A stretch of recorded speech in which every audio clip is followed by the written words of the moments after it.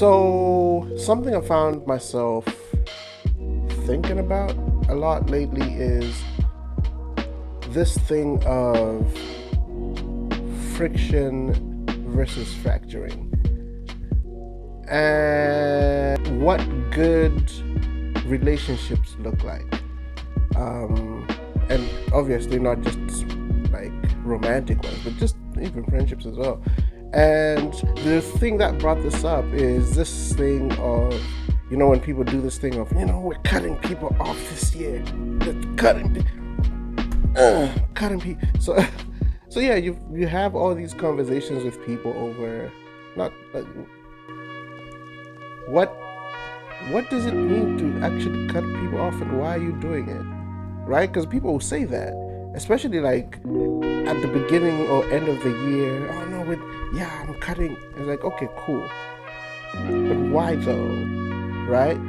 And obviously there's many different reasons, but I think I've come to realize that there's something that sometimes people confuse, and I think that's the difference between friction and fracturing. Friction is when things are gonna have friction. If you put two things in your pocket, at some point they're going to, there's gonna be some friction, right?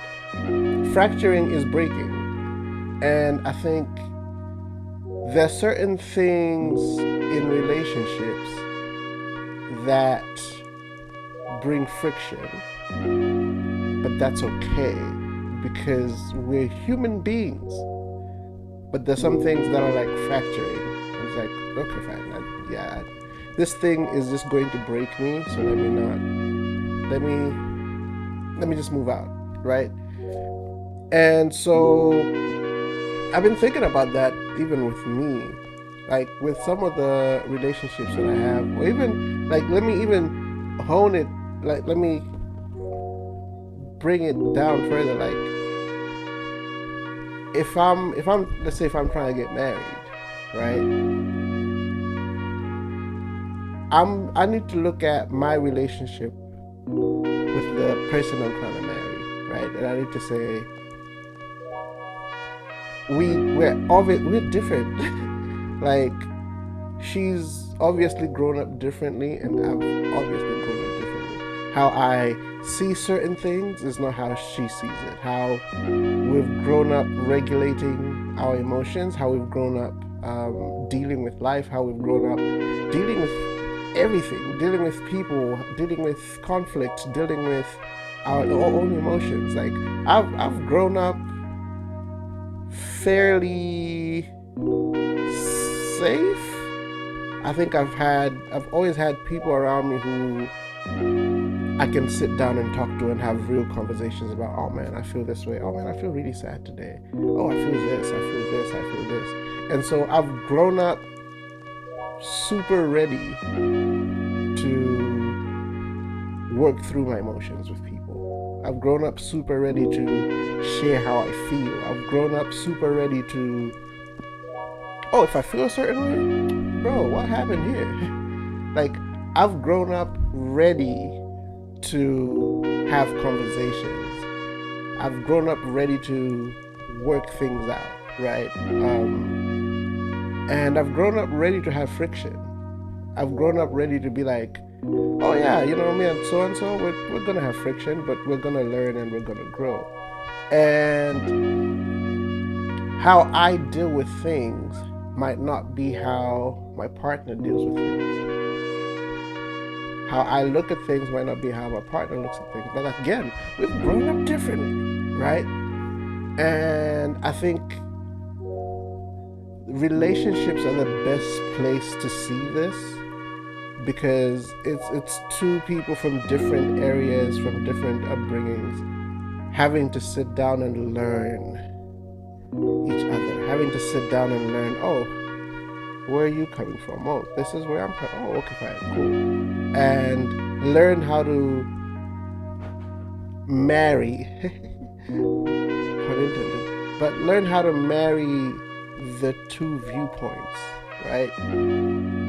Because I think something I've seen in most of our cultures, especially like where I'm from, and I think a lot of places are like this, where you have men who will be looking for, oh, what's wife material, you know? And that's basically, oh, these are people who will do this and this and this and this and this and that I like. These are people who fit this frame of things that I want, right? And so you have these particular things that are being sought after and that are being set as a standard. So even you find that like society will even try and bend women to fit that frame. And so it's easy and in some cases even normal for me as a man to be like, you know what, because this is the way I grew up, this is the way I've known to deal with things, this is what we're gonna do, right? You're coming into this relationship, you're coming into my house, this is what we're gonna do. And it's like, that's what leads to fracturing.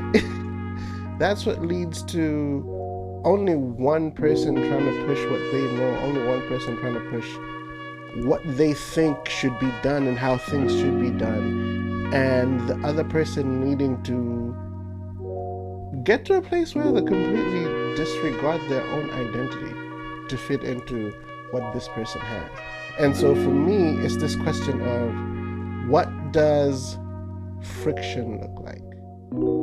What does getting to this place and this point of like, let me listen to you, let me learn where you're coming from, let me learn what you're doing, how you think, how you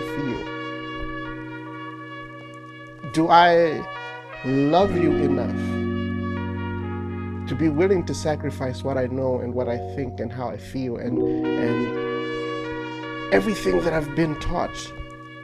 Am I willing to sacrifice it in order to learn you and for us to develop a new version of who we both are, right? Again, marrying the two things. So yeah, I think that's kind of like my question for you guys. Like, do you find it easy to try and learn where other people are coming from? Or do you find it difficult? Like, not just in romantic relationships, but even with your cousins, with your friend. You know, as you get older, you start to like talk to your cousins who you haven't spoken to in a long time, and at some point you're like, oh, okay. You know those uncles and aunties that when you were younger you used to be like, that auntie is tough. Hey, that auntie. But like, you sometimes get older and you start thinking of your aunt and you're like, oh wait, no, like I get why my aunt was like that. I've taken time to understand where she was coming from, what she was going through, and it's like, oh right, no, I get that auntie now. So yeah, like, are you the type of person who takes time to try and understand where other people are coming from? Do you feel like people give you the benefit of trying to understand where you're coming from? Or do you always feel like people shut you out and people just try and like impose what they know on you, and then you never really have time to share where you're coming from? And if someone were to come to you and be like, hey, I feel like you don't take into consideration where I'm coming from, what would your response be? Would you give them the grace? Or would you just shut them down? Give me your feedback. ChimTC, CHIMTC on Instagram, Twitter, Facebook, and on YouTube, plus TikTok. And I hope that we can be a people who take time to take interest in the people in our lives. I think a lot of people have a selfish love. A lot of people have grown up wanting what they want and seeing how they see and wanting things to work out the way they want them to work out. But I hope that we can be people who take time to take interest in other people. If you're dating, I really, really, really hope, if you are dating, I really hope you take interest in the person that you're